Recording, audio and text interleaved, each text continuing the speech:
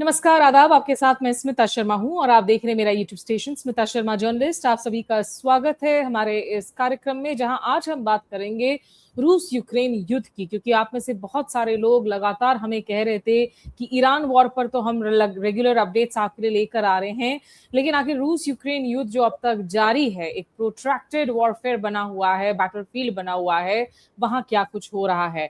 आपको याद दिला दें कि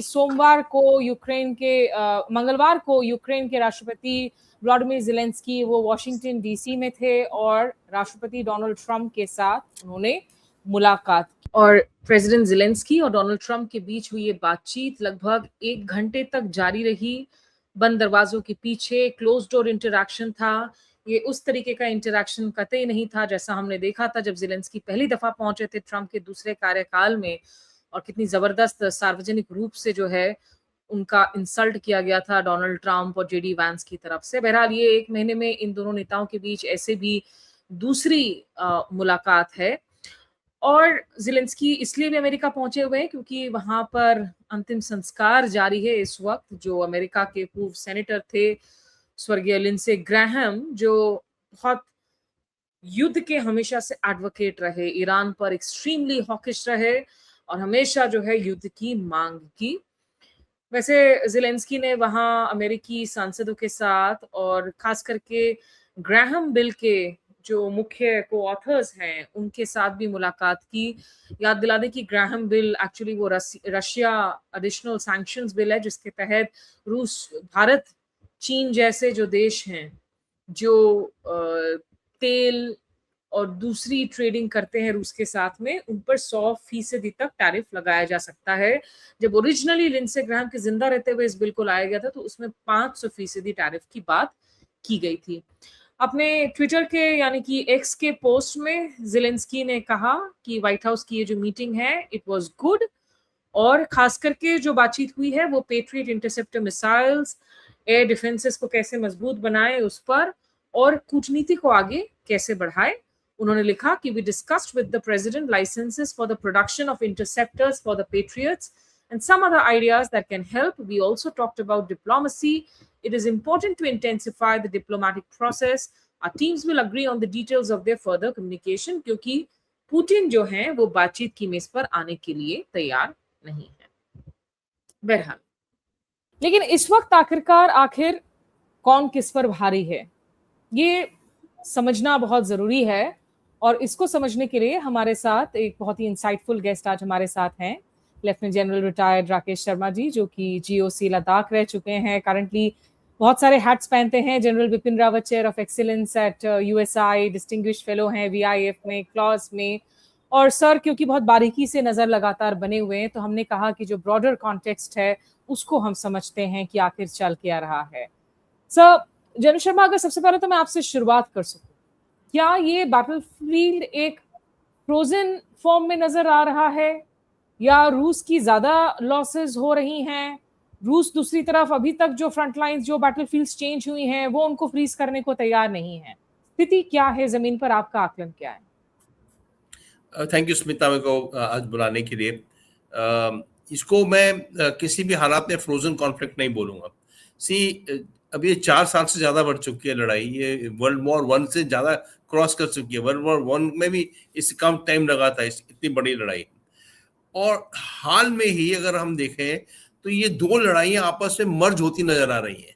ये सबसे बड़ा चेंज जो आ रहा है इस वक्त, कि ये जो 2 लड़ाई यूएस ईरान वाली है और ये रशिया और यूक्रेन की लड़ाई आपस में मर्ज हो रही है। सो ये कहना कि ये 2 लड़ाई अलग है, हालांकि प्रेसिडेंट ट्रंप ने उस पर फायरिंग बंद कर दिया ईरान पे, बट रिसेंटली जो कैस्पियन सी पे यूक्रेनियंस का अटैक हुआ है, जिसमें उन्होंने ईरानियंस के शिप्स को टारगेट किया है, ये एक बहुत बड़ी बात है। इससे पहले भी यूक्रेन ने कुछ अपने ड्रोन ऑपरेटर्स वगैरह भेजे थे मिडल ईस्ट में ट्रेनिंग के लिए। सो देयर इज एक बहुत बड़ी डिफरेंस जो आ रहा है, एक ये है। दूसरा है कि एक यूक्रेन ने अपनी टैक्टिक्स चेंज कर दी, बहुत बड़ी इनफैक्ट स्ट्रैटेजी चेंज कर दी। उनका जो ये फॉरेन जो डिफेंस मिनिस्टर था, जिसको अभी सैक किया है रिसेंटली, फेडोरोव को, वो एक टेक्नोलॉजिकल माइंडेड बंदा था, फ्यूचर थिंकिंग वाला बंदा था। जो इनकी मिलिट्री की लीडरशिप थी यूक्रेन की, वो सारी रशियन ट्रेन थे पुराने, तो उनका माइंडसेट भी रशियन टाइप चलता था। इसने आके पिछले 8-9 महीनों में, और उससे पहले भी ये डिजिटल ट्रांसफॉर्मेशन मिनिस्टर था, इसने एक ट्रांसफॉर्मेशन लाया थिंकिंग प्रोसेस को, एक मॉडर्निटी लाया यूक्रेन की लड़ाई लड़ने में। सो उनकी जो मॉडर्निटी थी वो एक बहुत सिग्निफिकेंट थी। 2 मेजर बातें उन्होंने उसने की। एक तो, इनफैक्ट 3, पर मैं 2 पहले बात करता हूँ। एक है कि उसने लॉजिस्टिकल लॉकडाउन कर दिया क्राइमिया का। उसके विचार से कि ये लड़ाई को सुधारने के लिए जो क्राइमिया है, जिसमें उनका रशियन का हार्ट बसता है, दिल बसता है, उसको लॉकडाउन कर दो, उसमें जो सप्लाई रूट्स है उसको बंद कर दो। ये एक बहुत बड़ी बात करी यूक्रेन आर्मी ने। तो उन्होंने जो लैंड ब्रिज बनाया था, आपको मालूम है कि तकरीबन 20% डॉनबास की टेरिटरी जो है वो इस वक्त रशियन के हाथ में है। तो उन्होंने एक लैंड ब्रिज बनाया था, उनका एक एयर ब्रिज है, जो ब्रिज है क्रॉस कर्च स्ट्रेट, और तीसरा है जो उनके शिप्स रोस्टोव ऑन डॉन से उधर से आते थे शिप्स। तीनों चीजों को टारगेट करके क्राइमिया को एक अलग थलग करने की कोशिश करी। ये एक बहुत बड़ी बात थी और रशियन को बहुत चुभा, और इसको अभी भी उनको तोड़ नहीं मिल रहा है इस चीज का, इसको कैसे किया जाए। बिकॉज जो ड्रोन एक्टिविटी से उन्होंने 117 शिप डाउन कर दिए एज ऑफ सी में पिछले हफ्ते। उसके अलावा ये जो रोड है मेन हाईवे, उस हाईवे का नाम ही रख दिया गया अभी हाईवे ऑफ डेथ। तो जो क्राइमिया को हाईवे सप्लाई करता है वो हाईवे ऑफ डेथ हो गया, क्रश ब्रिज को टारगेट किया। तो ये एक बड़ा मेजर किया। दूसरी बात जो उसने की कि उन्होंने बोला भैया ये तो जो छुट की लड़ाई है, जो बॉर्डर में 30 किलोमीटर फ्रंटेज की लड़ाई चल रही है, उसमें एक गांव चला गया, एक गांव आ गया, इससे कोई खास फर्क नहीं पड़ रहा है। और लड़ाई वहां पे तकरीबन बॉर्डर में फ्रोजन टाइप ही हो गई है, जिसमें ना रशिया ज्यादा बढ़ पाता है ना यूक्रेनियंस कुछ ज्यादा बढ़ पाते हैं, थोड़ा थोड़ा चेंज होता रहता है। तो उन्होंने कहा हम डीप टारगेटिंग करेंगे। अब डीप टारगेटिंग में उन्होंने, अब जैसे कल टारगेट किया 1500 किलोमीटर दूर, जहां पे ये अपनी मिसाइल्स को प्रोड्यूस करते हैं रशियंस, वहां पे टारगेट किया। या फिर 800 किलोमीटर दूर मॉस्को में। और जो टारगेटिंग फिलॉसफी है वो फिलॉसफी चेंज हो गई।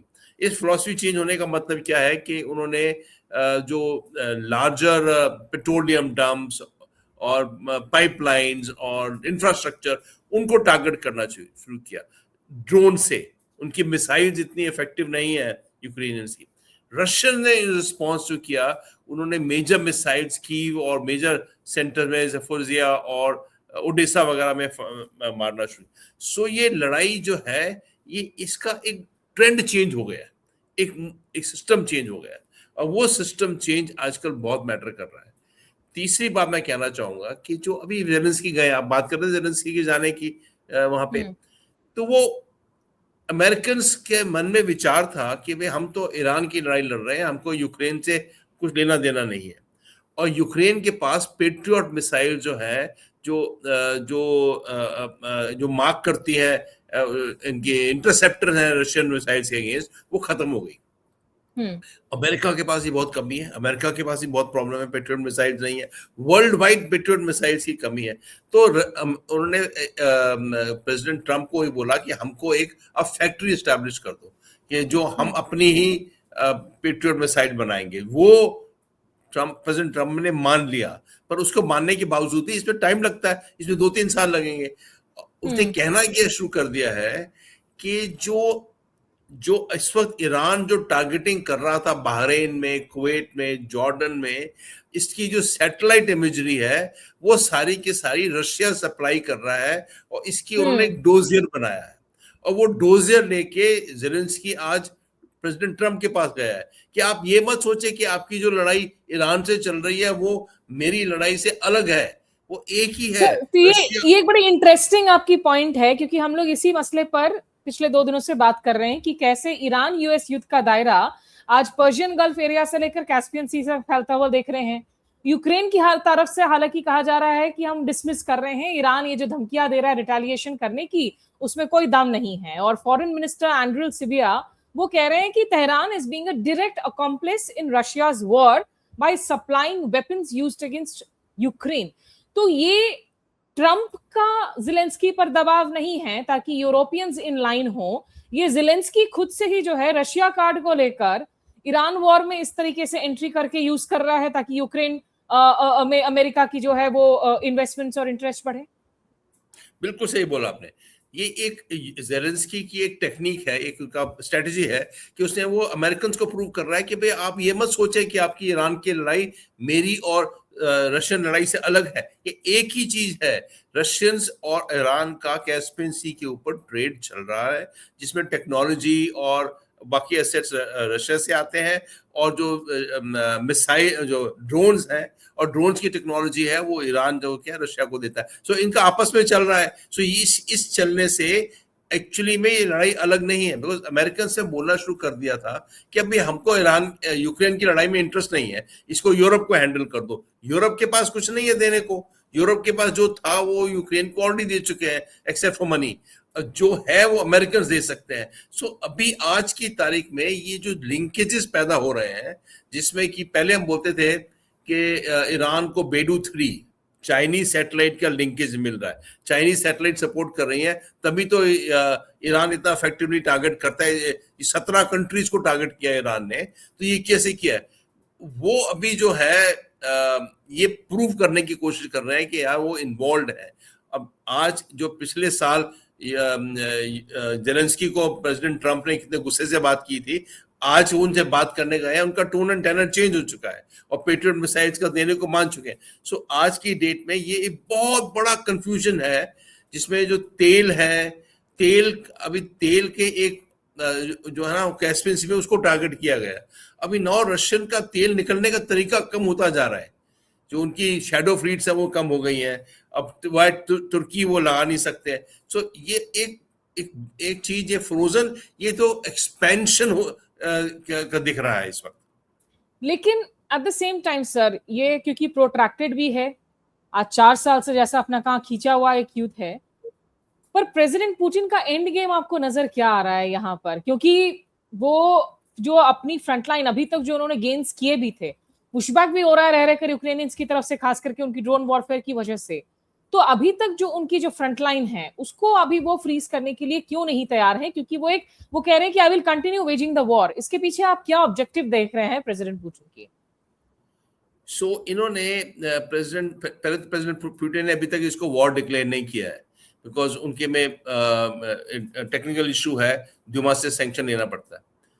दो बातें कहना चाहूंगा। एक तो उन्होंने जो एक एक्ट पास किया था, जिसमें उन्होंने ये जो इलाका उन्होंने कैप्चर किया था, तकरीबन 19-20% जो यूक्रेन का इलाका है उसको अपने इलाके में मिला दिया और इलेक्शन भी कर दिया। अब टोटल इलाका जो है, जो इसको उन्होंने अपने रशिया में इंक्लूड किया था, उसमें पूरा डॉनबास है। पूरा डॉनबास अभी तक रशियंस कैप्चर नहीं कर पाए। जो पार्ट ऑफ द एरिया है वो अभी भी यूक्रेनियंस के हाथ में है। और रशियंस अब ये कहना कि हम आधा जो हमने पहले अपने में एक्ट पास करके अपने में ले लिया है वो हमारे पास नहीं है, वो बहुत डिफिकल्ट है। और जो साउथ का खरसन का इलाका है वो भी इनके पास कुछ इलाका नहीं है। तो रशियंस इस वक्त लड़ाई को सीज नहीं कर पा रहे हैं, बिकॉज उन्होंने जो पहले बोला था कि इलाका हमारा है वो हमारे पास नहीं है। दूसरी बात है, रशियंस के पास मैन पावर की कमी है, बहुत कमी हो गई है। आज की डेट में अभी कहने को आया है कि उनके पास 30 से 40,000 वो नॉर्थ कोरियंस को मांग रहे हैं, भाई हमको दो, हमको इस लड़ाई तो को लड़ने के लिए। खुद भी वार्निंग दे रहे हैं स्काई न्यूज के इंटरव्यू में कि ऐसा पुतिन ने कहा है। सो ज़ेलेंस्की बोल रहे हैं, और ये भी है कि कोई 5 लाख का ड्राफ्ट की बात चल रही है। 5 लाख का ड्राफ्ट कंस्क्रिप्शन ऑर्डर करेंगे प्रेसिडेंट पुतिन। वो करना एक अभी तक नहीं किया 4 साल, पर अभी करने का मतलब है कि उनको वास्तव में तकलीफ है। और अभी ये थोड़ा सा मैं चाहूंगी कि जो हमारे नॉन डिफेंस एक्सपर्ट हमारी ऑडियंसेस हैं, आप उनको समझाएं कि जब हम ये ड्राफ्ट कंस्क्रिप्ट्स की बात करते हैं तो इसके मतलब क्या होते हैं।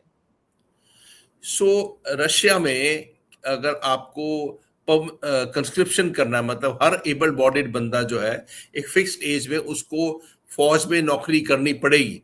वर्ल्ड वॉर में से चलता था, first world war, second world war, बाद में भी कई कंट्रीज में कंस्क्रिप्शन का है, इजराइल में है। अभी तक रशिया ने कंस्क्रिप्शन का ऑर्डर नहीं दिए थे, बिकॉज इसके ऑर्डर के लिए उनको ड्यूमा के पास जाना पड़ेगा। उन्होंने जैसे नेपाल के ट्रूप्स वहां पे लड़ रहे हैं, कुछ इंडियंस भी लड़ रहे थे रशियन की तरफ से, और कंट्रीज के लोग भी आके रशियन की उसकी अच्छी तनख्वाह देते थे, अच्छी, तो वो चल रहा था। परंतु अभी जो है इनको एक सैचुरेशन नजर आ रहा है। और पहले अभी नॉर्थ कोरिया से उन्होंने जो ट्रूप्स मांगे हैं, पता नहीं नॉर्थ कोरिया कितने देता है। ये 5 लाख का कॉन्स्क्रिप्शन जो है ये 4 साल के बाद प्रेसिडेंट पुतिन ऑर्डर कर रहे हैं, जिसमें वो बोल रहे हैं कि भाई हर एबल बॉडीड बंदा जो है वो फौज में नौकरी करेगा for a fix period of time, इतने टाइम के लिए करेगा। और ये जो है ये एक करेक्टर चेंज है। रशिया के पास पॉपुलेशन है पर उनकी कैजुअलिटीज बहुत ज्यादा हुई हैं, और मैं अमेरिकन फिगर्स पे नहीं जाता हूं, कोई अमेरिकन फिगर्स तो बोलते हैं 500,000 बंदे मर चुके हैं रशियंस के, वो अमेरिकन फिगर्स में नहीं जाता हूं, पर फिर भी उनकी सब्सटैंशियल कैजुअलिटीज हैं। और अगर वो कुछ करना चाहते हैं और जो बाकी इलाका डॉनबास का उनके पास नहीं है, तो उनको फ्रेश ट्रूप्स की आवश्यकता है। बिकॉज जो 35 किलोमीटर की 30-35 किलोमीटर की बेल्ट है वो ड्रोन से इतनी सैचुरेट हो चुकी है कि उसमें कोई आगे बढ़ना मुश्किल है। और अगर लड़ाई खत्म करना चाहते हैं तो उनको एडिशनल मैन पावर की जरूरत पड़ेगी। और इसी भी रीजन पे वो प्रेसिडेंट जेलेंस्की वहां गए हैं, वहां पे प्रेसिडेंट ट्रम्प के पास, ये 5 लाख लोग और आ जाएंगे तो मेरी कंट्री में और लॉस हो सकता है, और ये वाद विवाद चलेगा। सर, ऐसे में अभी हमने जो पिछले कुछ दिनों में अगर हम देखें, जो जिस तरह की एस्केलेशन की खबरें आई, यूक्रेन की जो फोर्सेस हैं उन्होंने रूस की जो ऊर्जा कंपाउंड्स हैं, लॉजिस्टिक्स है, मिलिट्री एसेट्स, उनको पर्टिकुलरली 24-25 जुलाई को काफी हिट किया। रशिया ने भी जो है करीब करीब माना जा रहा है कि 157 ड्रोन्स उन पर हिट किए, क्रूज मिसाइल्स ओवरनाइट हिट किए। यहाँ इन टर्म्स ऑफ, क्योंकि हम जब किसी भी युद्ध की बात करते हैं और आमतौर पर हम डिफेंस एक्सपर्ट से सुनते हैं कि आपकी स्ट्रैटेजी और टैक्टिक्स में डिफरेंस होता है, यहाँ आपको किसकी रणनीति और किसकी टैक्टिक ज्यादा दमदार नजर आ रही है? कैसे डिफरेंशिएट कर रहे हैं आप दोनों ओर से? बहुत मुश्किल सवाल है।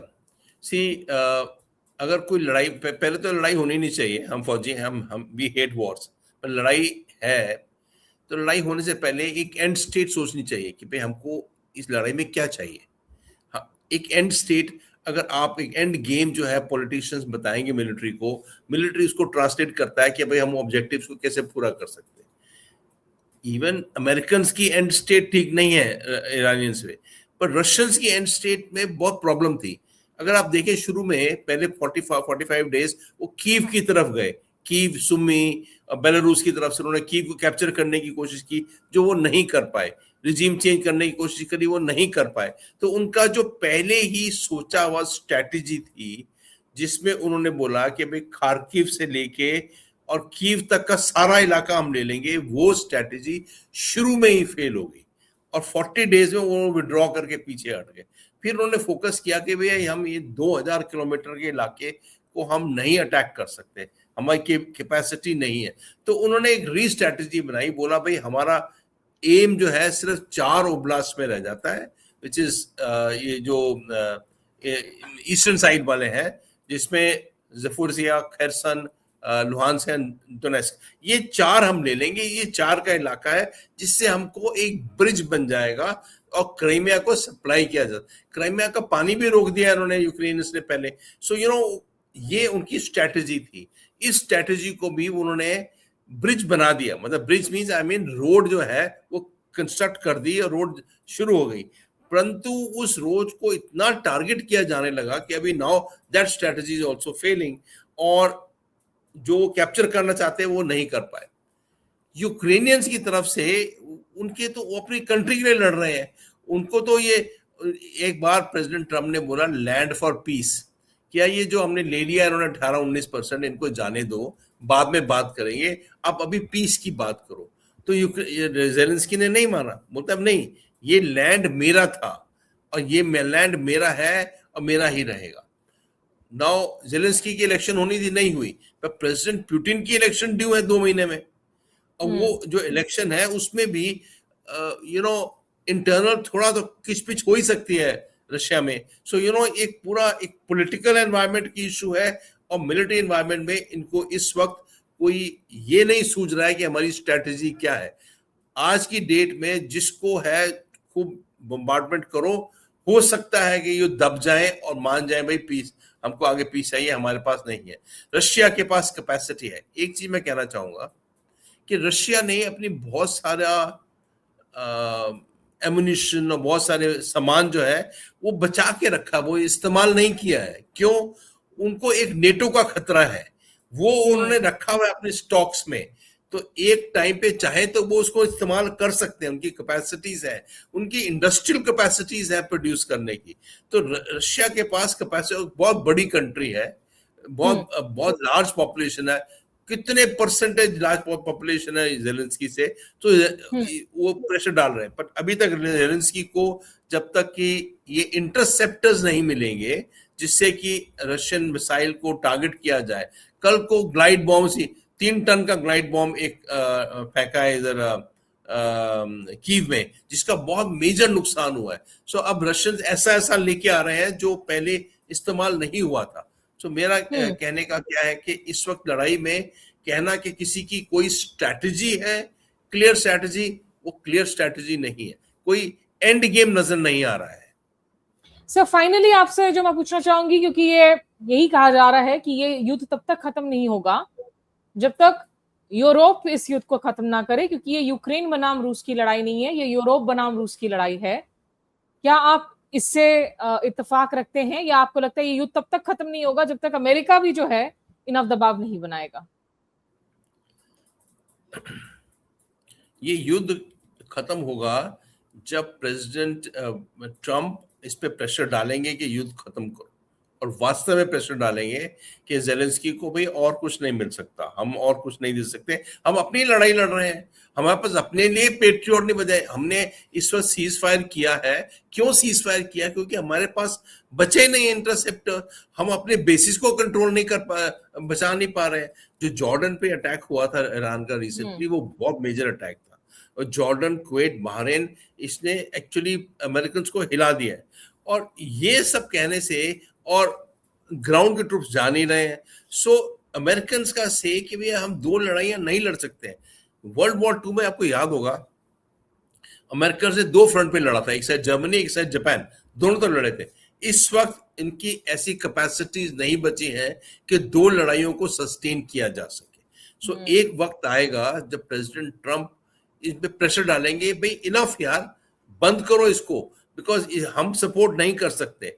और यूरोपियंस जो है वो पैसा दे सकते हैं, दे हैव मनी, पर they don't have the capacity to support. ना उनके पास ड्रोन जितने बनते हैं, ना उनका मिसाइल जितनी ज्यादा है, टैंक्स वगैरह है, टैंक्स की लड़ाई वहां चल नहीं रही है, हवाई जहाज है, हवाई जहाज उड़ नहीं रहे हैं। सो जो चाहिए लड़ाई में वो नहीं अवेलेबल है। ओनली थिंग यूरोप जो इस वक्त हेल्प कर रहा है और अमेरिकन, वो सैटेलाइट इमेजरी और इंफॉर्मेशन, जो इंटेलिजेंस चाहिए प्रेसिडेंट जेलेंस्की को, वो वेस्ट सप्लाई कर रहा है। जिस दिन वो क्लोज कर देंगे या एलन मस्क स्टॉप कर देगा देना, उस दिन यूक्रेन के हाथ बंद जाएंगे, फिर लड़ाई बंद हो जाएगी। सो ये अभी रशियंस के पास भी ग्रोसनास है, और वो रशियंस भी एक पार्टली कुछ एलन मस्क का यूज कर रहे थे, Starlink, but all that they have better capacities. Europe की जो कैपेसिटीज है सपोर्ट करने की, वो इस वक्त इतनी नहीं बची। ठीक है, चलिए सर, बहुत सारे आपने इंसाइट्स दिए। ये एपिसोड उन लोगों के लिए जो रूस यूक्रेन युद्ध पर अपडेट्स चाह रहे थे, और जैसा जनरल शर्मा ने भी हमें याद दिलाया, 21 सितंबर को रूस के डूमा में, यानी कि उनके पार्लियामेंट, उनकी जो इलेक्शंस हैं उधर होनी है, उससे अंदर खाने बहुत सारी चीजें हैं जो बदल रही हैं, इकोनॉमी से लेकर पब्लिक प्रेशर से लेकर, लेकिन बहुत सारी बातें सामने आती नहीं हैं। पर ऐसा लग रहा है कि दोनों ओर से अभी हु विल ब्लिंक फर्स्ट, ये अभी कह पाना फिलहाल मुश्किल है। एक ये प्रोट्रैक्टेड वॉर जरूर बना हुआ है 4 साल से। बहुत शुक्रिया आपका सर हमारे साथ जुड़ने के लिए इस एपिसोड में। Thank you Smita. Thank you. जो दर्शक भी हमारे साथ जुड़े, आपका शुक्रिया हमेशा की तरह। नमस्कार, आदाब।